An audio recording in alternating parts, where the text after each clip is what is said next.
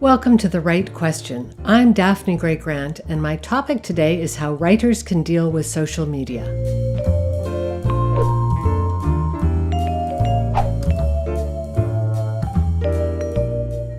I have a question from Jordan McKenzie, a writer who's based in Philadelphia, Pennsylvania. Here's what she's asked. I have some bad habits relating to social and digital media.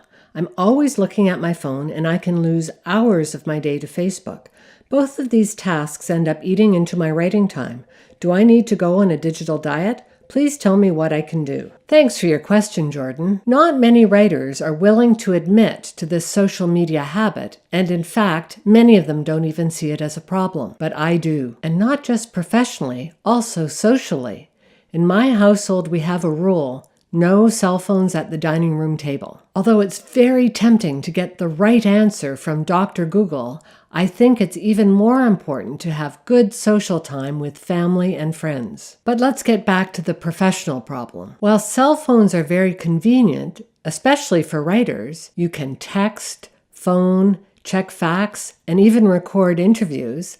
They are also a big barrier to writing. Why? They don't allow us to think. Have you ever noticed how compulsively you check your phone for emails, texts, or Facebook posts? Our brains get a little squirt of dopamine, a chemical that makes us feel great every time we see something interesting. Furthermore, we see something interesting only intermittently. In other words, in a very unpredictable fashion. Now, you might think an intermittent reward would make it easier for us to break our addiction to social media.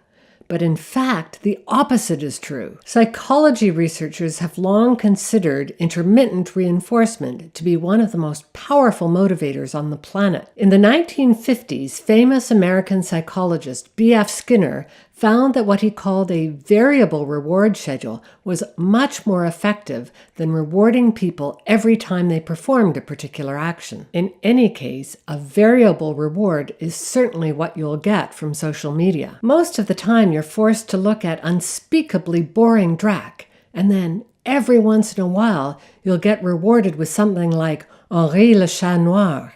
Link below. Anyway, Jordan, what you have is a habit. And it certainly is eating into your writing time. I suggest you start work to change that habit. Habits are linked to a primitive part of our brain, the basal ganglia, the part that controls automatic processes such as breathing and swallowing. So here's what happens with a habit. Getting ready to go to bed, for example, causes you to brush your teeth. Our brains like to find ways to reduce the need to think. So just like you learned to brush your teeth or ride a bike, or drive a car, you now do that without thinking. Consider what cues are causing you to check your social media accounts without thinking. I'm guessing one of the main cues may be boredom. Anyway, spend at least a couple of days investigating your habit. Make a note, maybe on your cell phone, about every time you're drawn to check social media and how you feel when you're doing it. Now,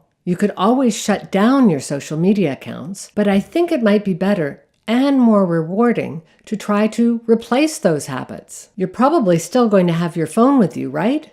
So instead of checking with your social media accounts, spend 3 minutes listening to a song. They're all right there on your phone, and that will be a fun and brief activity with a definite ending point. It will dispel any boredom, and it won't impinge on your creativity. In fact, it might even improve your creativity. I hope this trick works for you, Jordan. Finally, let me wrap up with a quote from Cal Newport, an associate professor of computer science at Georgetown University. If every moment of potential boredom in your life, say having to wait 5 minutes in line or sit alone in a restaurant until a friend arrives, is relieved with a quick glance at your smartphone, then your brain has likely been rewired to a point where it's not ready for deep work, even if you regularly schedule time to practice this concentration. Thanks for the question, Jordan. I'm including a link to Cal Newport's website below. Newport is a powerful advocate against social media,